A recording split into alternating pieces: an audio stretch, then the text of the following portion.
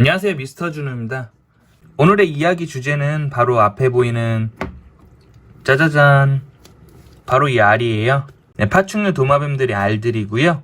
도마뱀들이 이 알을 산란하고 이 알들을 어떻게 보관하고 보관한 알들의 사후 관리는 어떻게 되는지 알아볼 거예요.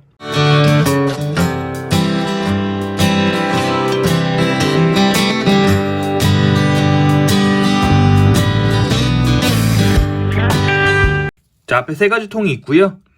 모양이 전부 일치하지 않고 이렇게 제각각인 이유는 이 알통을 세팅할 때 통은 그렇게 중요하지 않다는 걸 보여드리기 위해서 이렇게 제각각으로 다른 통들을 준비했고요. 세 가지의 바닥재를 이용해서 알통을 세팅해 볼 거예요. 자, 다음은 펄라이트예요.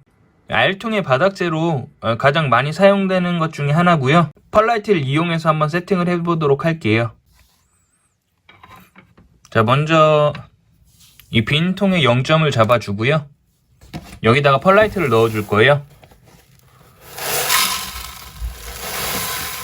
처음에 넣는 양은 각자 생각하고 있는 알통의 크기에 맞게 해주시면 되고요.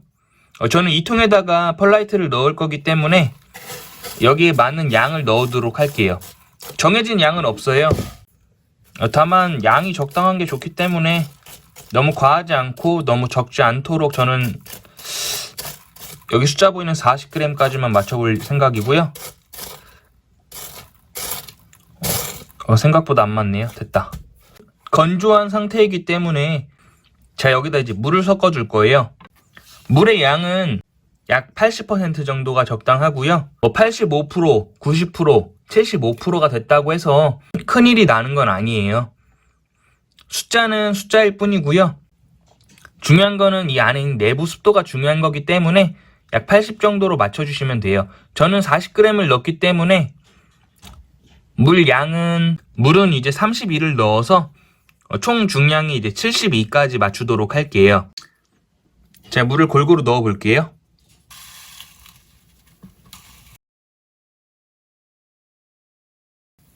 큰일 났다. 물이 너무 훅 들어가가지고 기존 양보다 더 들어가 버렸어요. 수분을 이제 맞춰주면은 큰 상관은 없는데 저는 보여드려 하니까 좀 정확하게 해볼게요. 일단 85면은 기존에 제가 들어가는 것보다 13이 더 들어갔으니까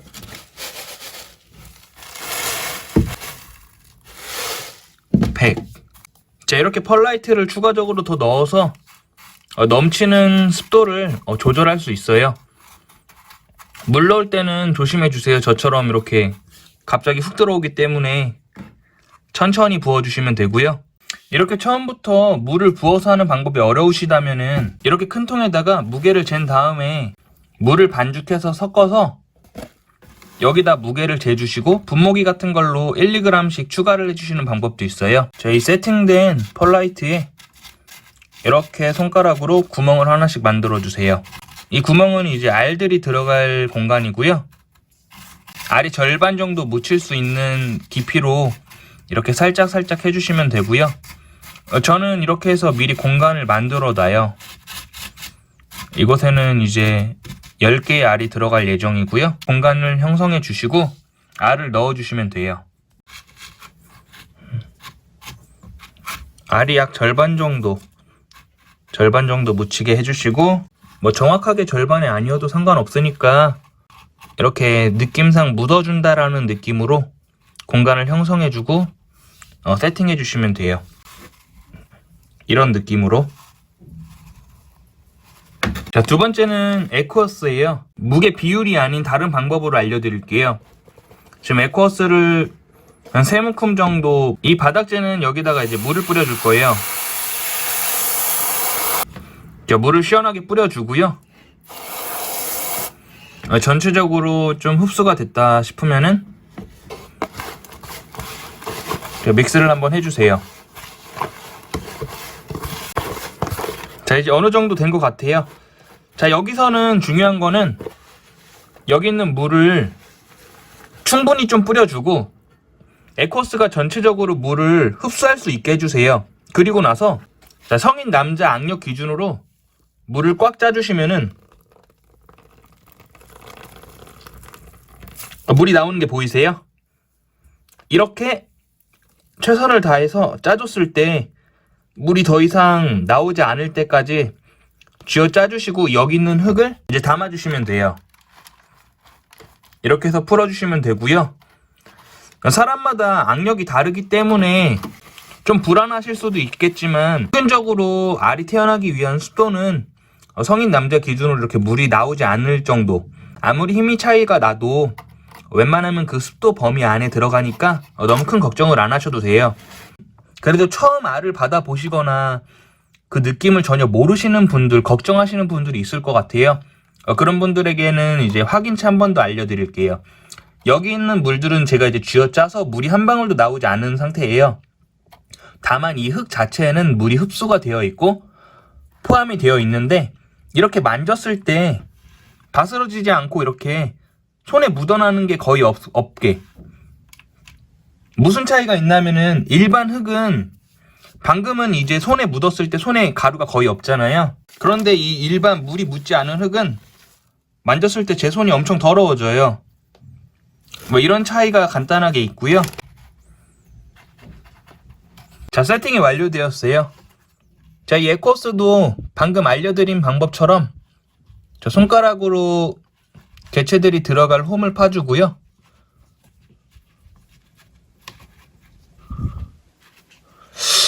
여기에는 대략적으로 한 13개의 알이 들어갈 수 있겠어요. 자, 알들을 한번 넣어 볼게요. 자, 이 알들도 절반 정도 묻힐 정도로 넣어주시면 되고요. 자, 옆에서 한번 보여드릴게요. 절반 정도 묻혀있죠? 자, 마지막 세 번째는 바로 이 수태예요. 자, 수태를 이용해서 바로 한번 진행해 볼게요.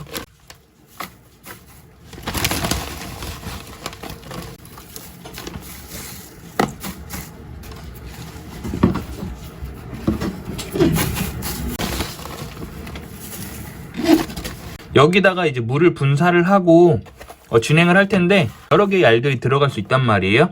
기존에 보여드린 펄라이트나 에코스에 비해서는 조금 바닥이 균형 잡히지가 않아서 이렇게 좁은 곳에 넣어서 이제 한두 마리만 해칭할 때 조금 사용하는 게 좀 더 효율적인 것 같아요. 넓은 데에 쓸 때는 수태보다는 에코스나 펄라이트가 조금 더 적당해 보이네요. 동일하게 물을 분사해 주고요. 남는 양이 없게 한 번에 진행을 한번 해볼게요. 수태도 이렇게 쥐어 짜면은 물이 나와요. 수태는 딱 이 정도에서 세팅이 완료가 돼요. 되게 쉽죠? 자, 이렇게 세팅을 해줬고요.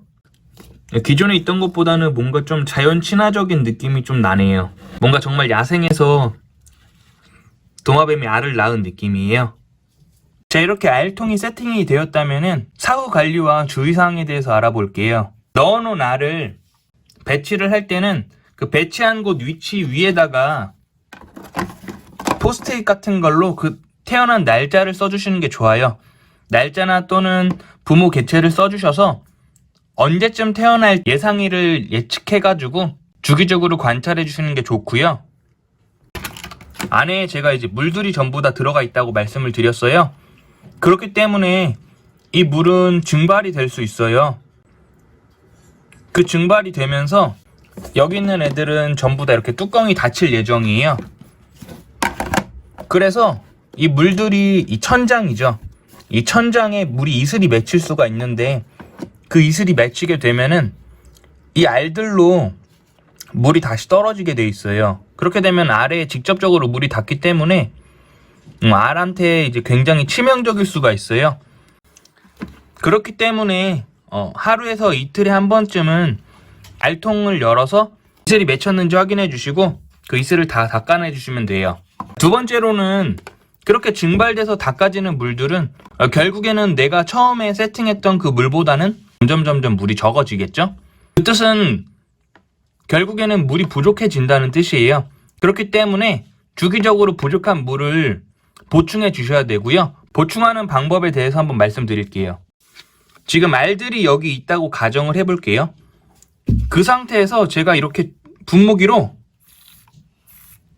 이렇게 뿌리게 되면은 방금 첫 번째로 말씀드렸던 이슬이 떨어지는 효과와 동일해요. 직접적으로 아래 물이 닿기 때문에 굉장히 치명적일 수가 있어요. 두 가지 방법을 안내해 드릴게요. 자, 첫 번째 방법은 이런 주사기를 이용해서 물을 담아서 이 모서리, 이 가장자리를 이용해 가지고 물을 흡수시켜주는 방법이고요. 두 번째는 알들을 전부 다 제거를 해서 자, 빈통을 만들어 주시고 자, 처음에 말씀드렸듯이 그렇게 다시 세팅을 해주시는 방법이 있는데 그렇게 되면 손도 번거롭고 조금 힘드실 거예요.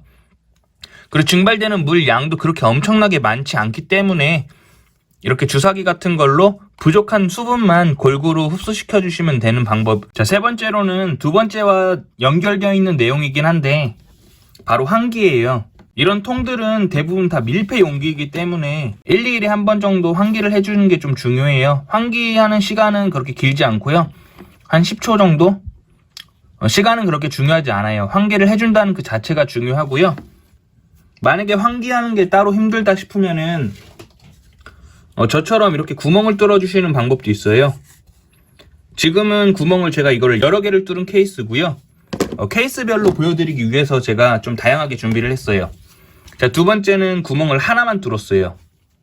자, 구멍을 하나만 뚫었고 그리고 세 번째 에코어스는 이것도 똑같이 구멍을 하나만 뚫었는데 이거는 이거와 다르게 구멍의 크기가 달라요. 이거는 이제 좀 큰 구멍이고 이거는 작은 구멍.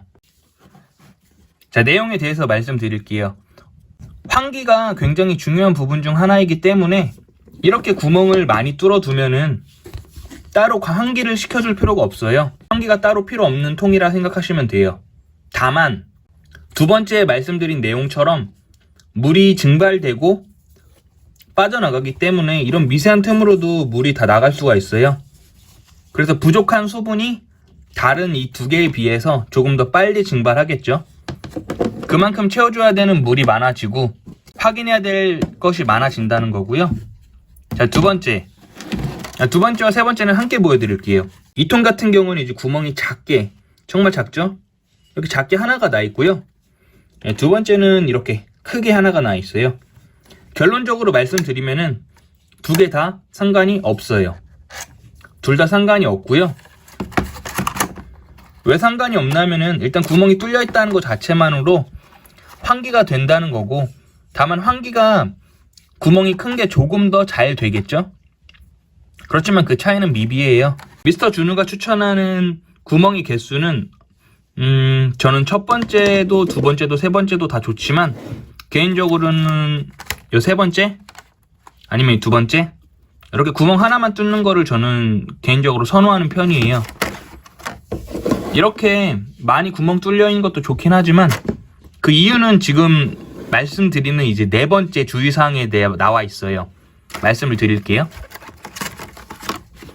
지금 이런 통 같은 경우에는 한두 마리가 들어가는 게 아니라 여러 개의 알들이 들어갈 거란 말이에요. 예를 들면 여기 있는 친구들은 이번 주에 산란을 했고, 그리고 그 다음 주, 그 다다음 주에 이렇게 더 주기적으로 순서대로 이제 알들이 나올 거란 말이에요. 그럼 태어나는 시기도 전부 다 다를 거고, 알 상태도 건강 상태도 다를 건데, 알들을 상태를 주기적으로 확인을 해줘야 돼요. 이유가 뭐냐면 그 중에 하나의 알이 예를 들면 건강 상태가 좋지 못하거나 또 다른 어떤 물이 직접적으로 닿아서 라든지 아니면 다른 이유에 의해서 알이 곰팡이가 낄 수도 있고, 또는 알이 어떤 건강이 좋지 않을 수가 있어요. 그렇게 되면은 곰팡이 같은 경우에는 그 바로 옆에 있는 알들에게 영향을 끼칠 수도 있기 때문에 이 하나의 알 때문에 이 건강한 4개의 알들, 혹은 그 이상의 알들이 이제 곰팡이에 번질 위험이 있어요. 곰팡이에 한번 번지게 되면은 완전히 없애는데 굉장히 어려움이 있기 때문에 곰팡이가 발견된 알은 즉시 자가 격리, 작은 알통에다가 이제 따로 격리해서 관리를 해줘야 되기 때문에 관리를 해줘야 돼요. 이렇게 지금 드리는 말씀이 세 번째 주의사항과 무슨 연관이 있냐? 곰팡이가 있는지 알의 상태를 확인하려면 통을 열어야 되잖아요. 열어서 확인을 해야 되는데 그렇게 열면서 자연스럽게 환기가 되는 거예요. 나는 환기를 시킬 의도가 없었음에도 불구하고 자연적으로 환기가 되기 때문에 굳이 구멍의 양을 많이 뚫어서 환기를 시킬 필요가 없다는 거죠. 그렇기 때문에 이렇게 최소한의 구멍만 뚫어서 유지시켜주는 거를 저는 추천드려요. 물론 사육자마다 방법이 다르기 때문에 그거는 이제 선택해서 진행해 주시면 되는 부분이고요. 저는 이렇게 진행을 하고 있기 때문에 저희 방법을 이렇게 알려드리는 거예요. 입맛에 맞게 사용하시면 되고요. 자, 오늘은 이렇게 파충류가 산란하고 알통 세팅하는 방법에 대해서 알아봤어요. 오늘도 많은 도움이 되셨나요?